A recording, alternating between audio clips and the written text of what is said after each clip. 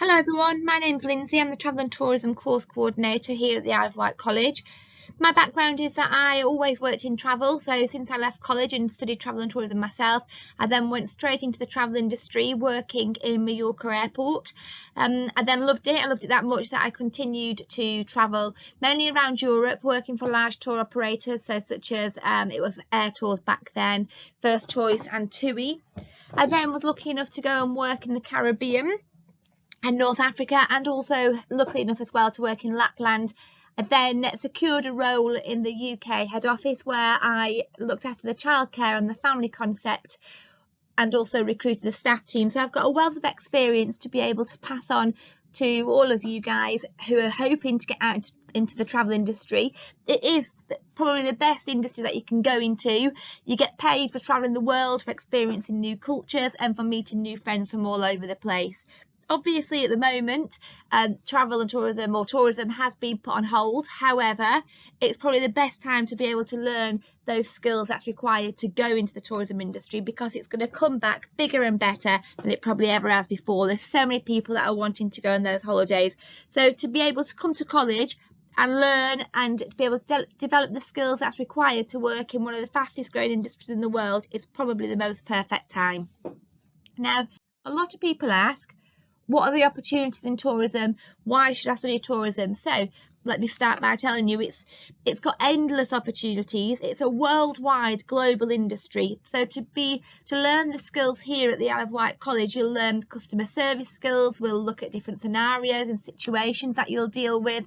We've got our very own cabin crew room, so it's actually a mock-up aircraft, and we do a lot of role play within there to be able to develop your sales skills, your communication skills, your presentation skills. All of the skills that you will learn at college and that you'll further develop, you'll be able to easily transfer them into careers, whatever you decide to do.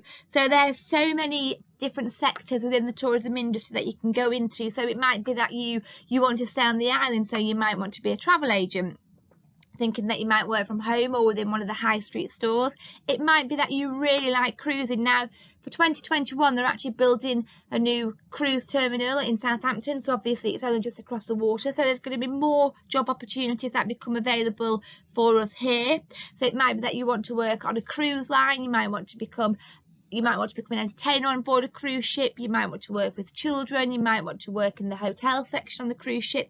It might be that actually you do want to work in a hotel, so you might get a part-time job here on the island in one of the hotels that are here. Or you might decide, actually, I want to work in one of the bigger hotels, in a chain hotel, which there's loads obviously available on the mainland.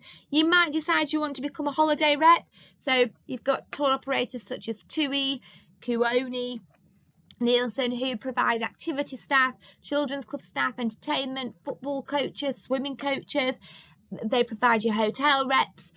And then you've also got the cabin crew role as well. So flying out from one of the major airports to be able to then go to these destinations further afield, where you'll just get to have the time of your life and again meet new friends and continue learning as you're doing them.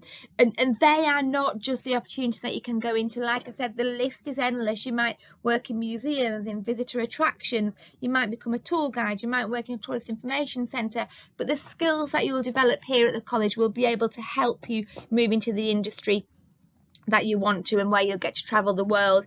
It's a very people orientated industry, so you will be dealing with customers from all over the world, who've got different backgrounds, different beliefs.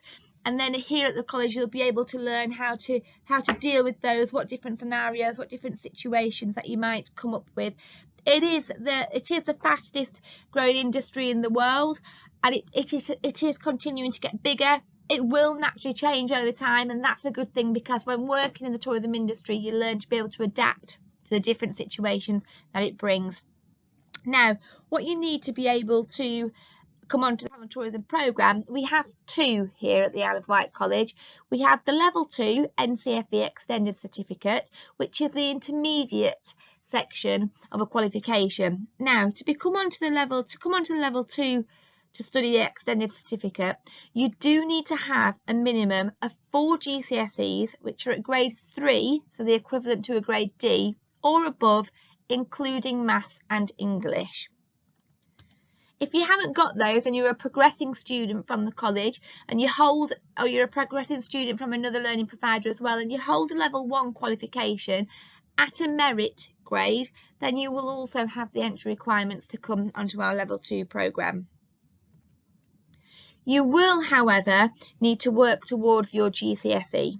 So if you haven't got your maths and or English, you will need to work towards achieving that grade 4, so the equivalent to a grade C, within your maths and English alongside the main travel course.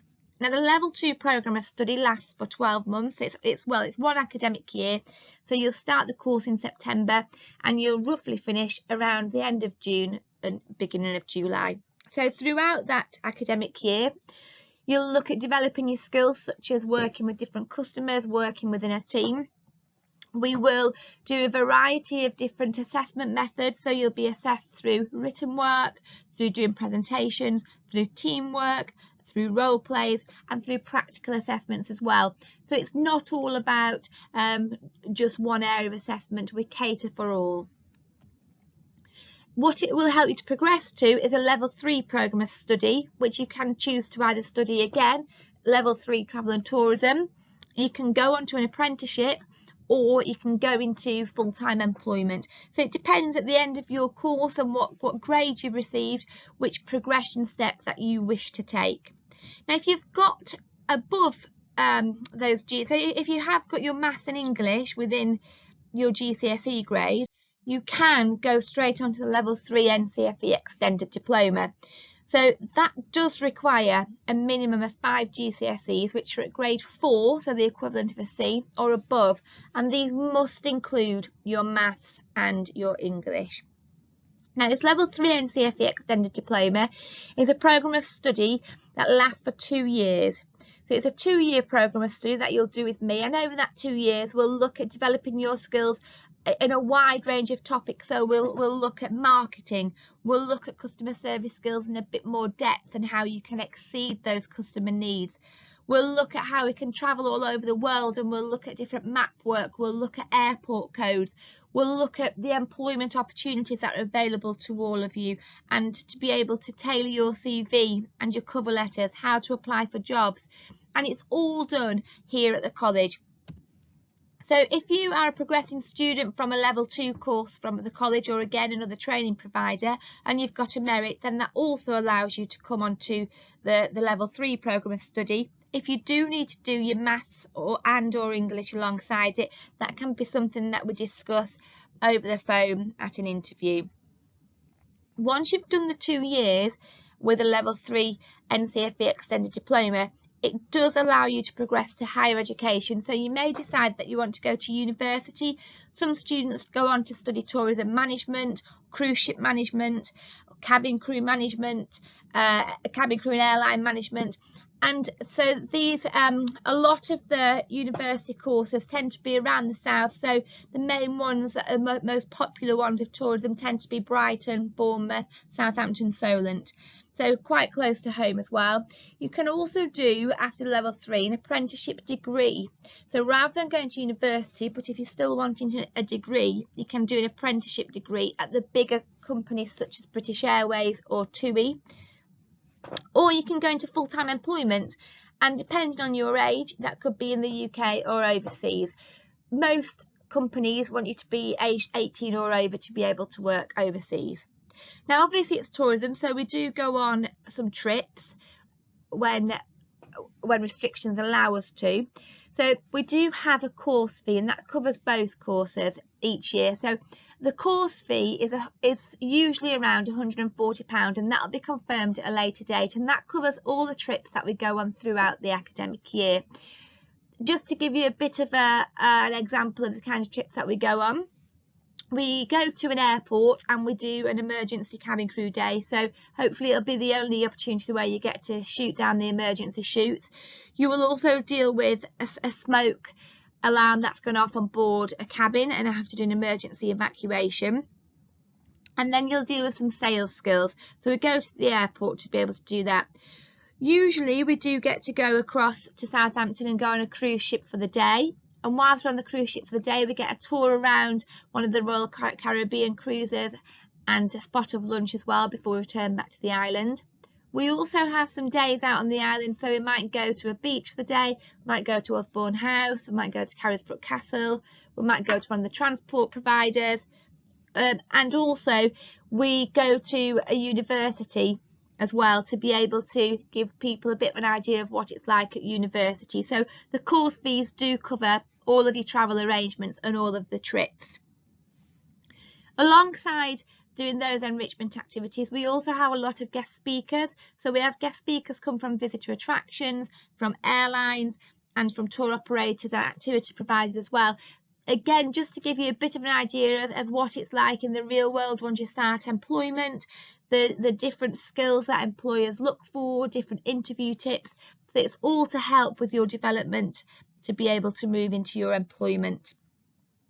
As part of both courses, level 2 and level 3, we do work on Erasmus projects. So for those of you that don't know what Erasmus projects are, Erasmus is a European Union funded project, and we have secured a couple of projects over the next year. So one project that we work on is with students that are based in France, Italy, Portugal and Romania, and we work alongside them. We do some virtual calls with them, we collaborate online with them. They speak English and you guys will learn a bit of their language as well. We also will be going over and doing some trips again once restrictions ease, and we'll go over and stay with them for a couple of days, have a little look at their college and their schools, see the way of life over there and experience the different cultures. And equally, we also have a project that's in Malta. So Malta is a 2-week work placement project, where this one is aimed at the level 3 students. And within that, you get to spend 2 weeks out in Malta. You'll stay in shared accommodation with some of your peers, and you'll be able to experience what it's like working overseas in some of the hotels. So doing some hotel animation, maybe at one of the visitor attractions, maybe at the airport. So it's to give you a bit of an idea and to be able to build up that CV, whether it be that you're wanting to go into full-time employment, or you're wanting to go to university. Having Erasmus Plus on your CV is absolutely incredible. There are, like I said before, so many opportunities that come up within travel and tourism. It does naturally cross over with the hospitality industry as well. So here are just some of the job roles again that you might be able to do. You can zoom in, you can have a little look at what some of the main duties and responsibilities of the different job roles might be. If you've enjoyed listening about tourism and you do think, actually, yeah, I want to get paid for travelling the world, I want to meet new friends from all over, and you're thinking it is a career for you, then all you need to do is complete an application form online, or you can call the college for a one-to-one chat with me, and we can have you can ask me any questions that you've got.